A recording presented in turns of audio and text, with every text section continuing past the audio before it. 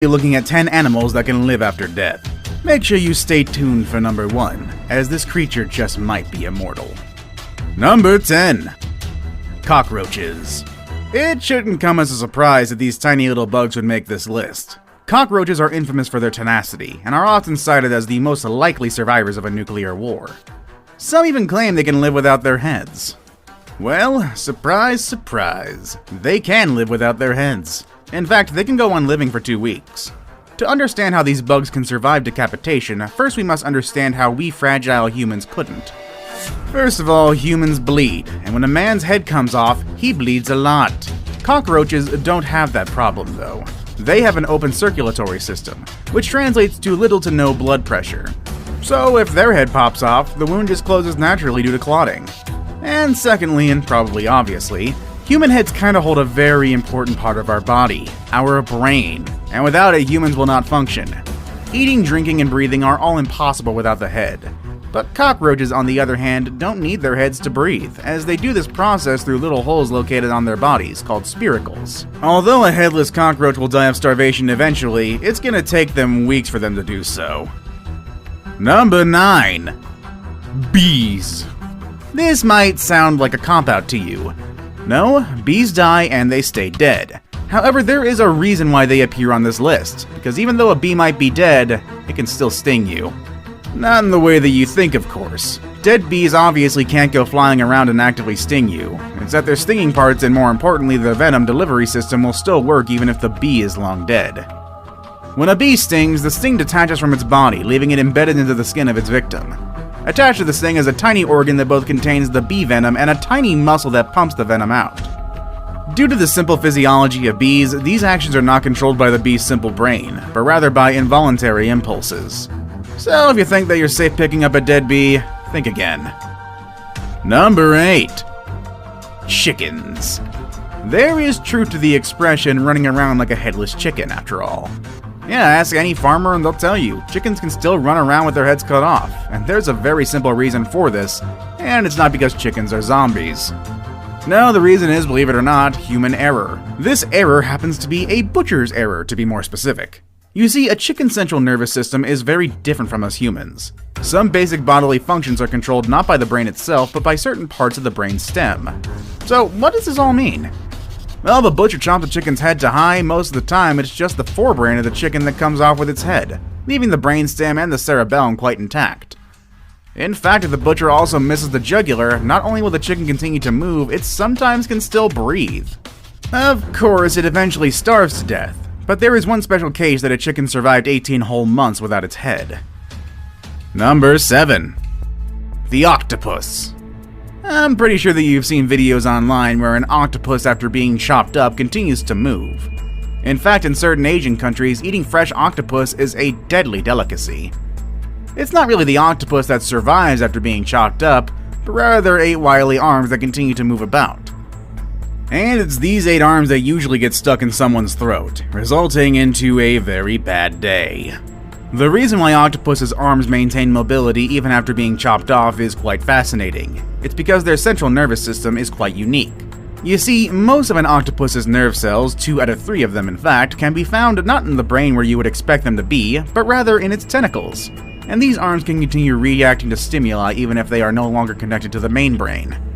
In fact, they remain responsive even after the octopus has been long dead and the arms severed.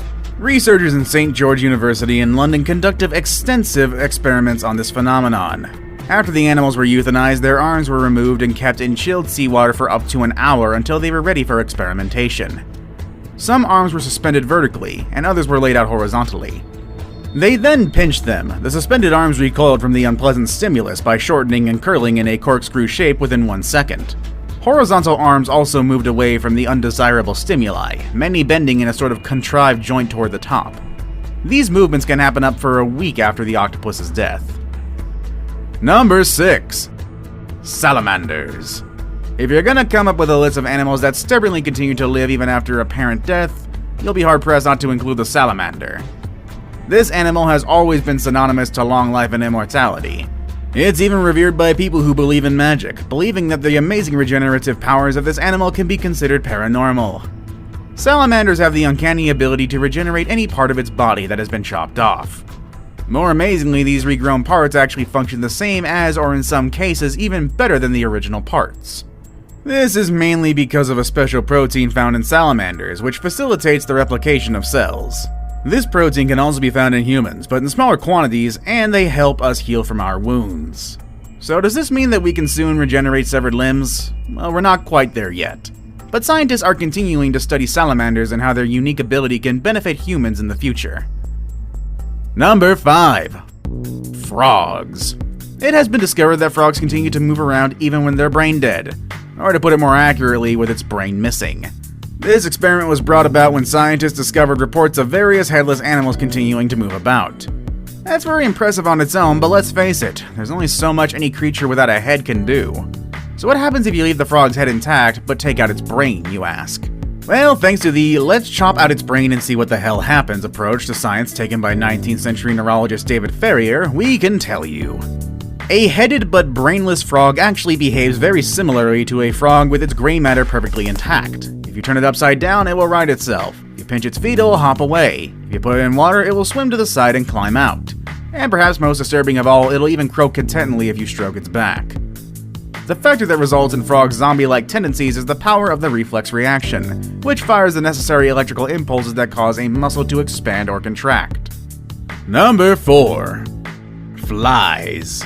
You've probably seen David Blaine resurrect dead flies just by touching them, and no, this is not because the magician really has supernatural powers. Flies can survive freezing temperatures and go into some kind of suspended animation. What you really see David doing is thawing the frozen fly using his own body heat. When the insect fully thaws, the fly then flies away. But this amazing ability to survive freezing temperatures is not why the humble fly makes it to this list. Female flies will live for several days after they have been decapitated. Such beheaded females assume an upright stance comparable to that of a normal fly, and can do and engage in complex actions such as preening, flying, and under duress, walking. Even more amazingly, males will court decapitated females. That's right, chop off a female fly's head and not much changes, really. If anything, it serves to make the fly's behavior more human-like. The males still want to have sex with her, while she in turn treats their sexual advances as noxious foreign stimuli. Number 3. Turtles. The hearts of fish, reptiles, birds, and mammals alike have their own pacemaker cells that take over when the signals from the brainstem are not coming through for some reason, which ensures that the heart still functions for a while, even when the brain does not. Now the turtle takes the term "for a while" to a whole new level, and this is because from their heart's viewpoint, being cut off from the oxygen and nutrients usually supplied by the blood is just a normal day at the office.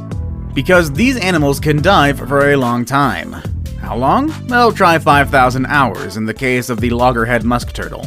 Yeah, you heard that right. That was a 5 followed by 3 zeros, and they survived that long by what oxygen they can take up from the water via their skin, throat, and butt end, as well as their body's amazing potential for producing energy without oxygen.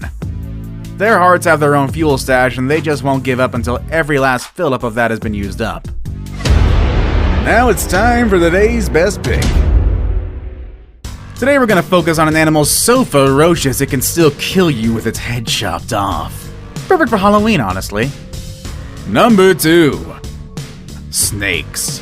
People's reaction when faced with a highly venomous snake can be boiled down into 3 categories: running away, freezing on the spot, and oh god, kill it, chop its head off.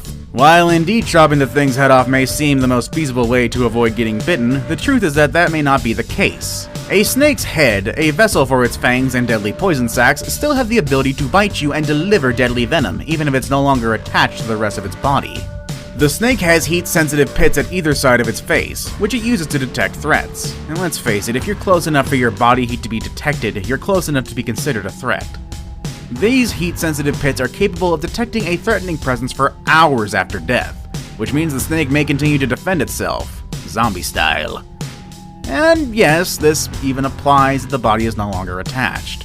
I saved the best for last, but first, I have a quick challenge that takes only 5 seconds to complete. If you can leave a like and subscribe within the next 5 seconds, you'll get 10 years of amazing luck. Just try it, it really works. Number 1. Flatworms.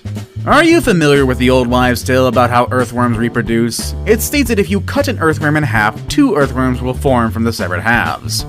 Of course, this has since been proven to be completely hokum. However, substitute the earthworm with a flatworm, and then this old wives' tale suddenly becomes a very true disturbing story. Flatworms, or planarians, are known as masters of regeneration. They can rebuild any part of their bodies after amputation. If one is cut in half, the head portion grows a tail, and the tail portion grows a head. Cut it into 20 pieces and 20 new worms, each an exact copy of the first, are created. This has been exploited by Nottingham University scientists who have created a colony of more than 20,000 worms. And guess what? They're all from one original, whose bodies and organs do not appear to age. They are confident a single worm which did not divide would live forever, unless it catches an infection or another illness. Which deathless animal is your favorite? Let us know in the comments section down below. Want more videos that would probably still exist until the end of time? Click on any of the videos you see on the screen. As always, thanks for watching everybody, and you all have a good weekend.